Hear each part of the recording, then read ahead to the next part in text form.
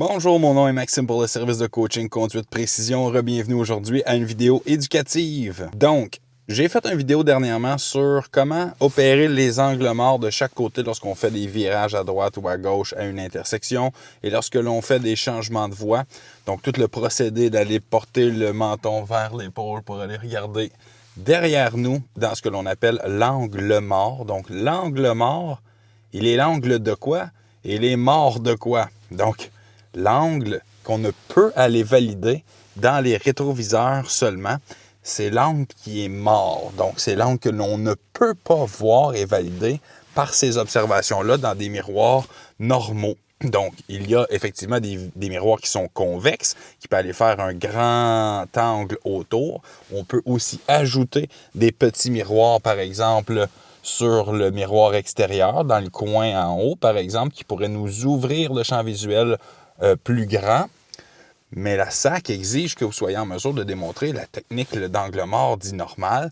Donc, ouverture du champ visuel menton-épaule pour aller valider l'information, pour aller protéger des personnes plus vulnérables, piétons, cyclistes, etc. Donc, la vidéo a été bien reçue. Il y a même des gens qui m'ont dit qu'ils comprenaient très bien comment faire la technique et l'appliquer pour, par exemple, ne pas perdre de points à l'évaluation.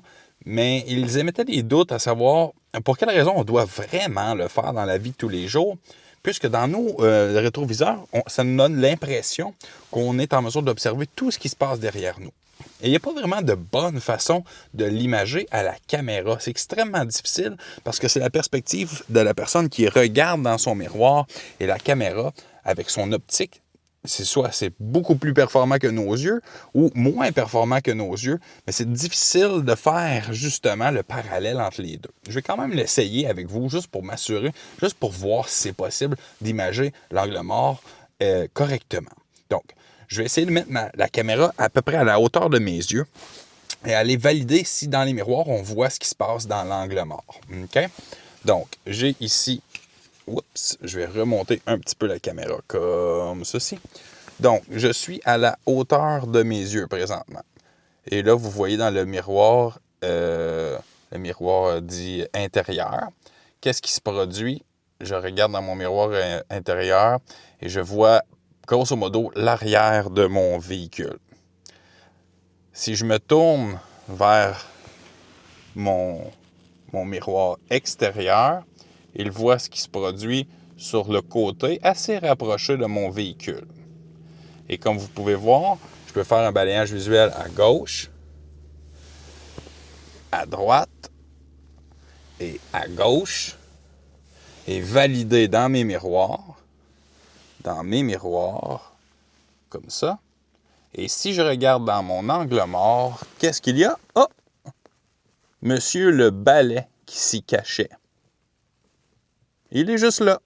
Si c'est un cycliste qui s'en vient à toute vitesse et que je m'apprêtais à tourner à droite, je l'ai manqué. Je suis sur le point de le frapper. Donc, on repositionne notre caméra.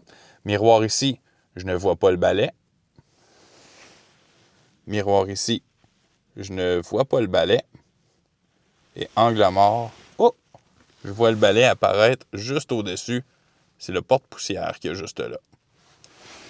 Si je suis dans le miroir extérieur et que je bouge mon corps comme ça, oh, tout d'un coup, on voit le balai là, apparaître dans le coin, là, juste ici.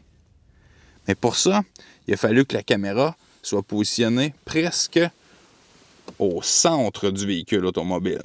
Donc, on peut faire une compensation dans les miroirs en allant ouvrir le champ visuel comme ceci. Mais entre vous et moi, qu'est-ce qui est plus pertinent? Faire une ouverture de champ visuel gauche, droite, gauche et pencher notre tête dans le miroir comme ça? Ou gauche, droite, gauche et y aller si c'est libre? À vous de décider.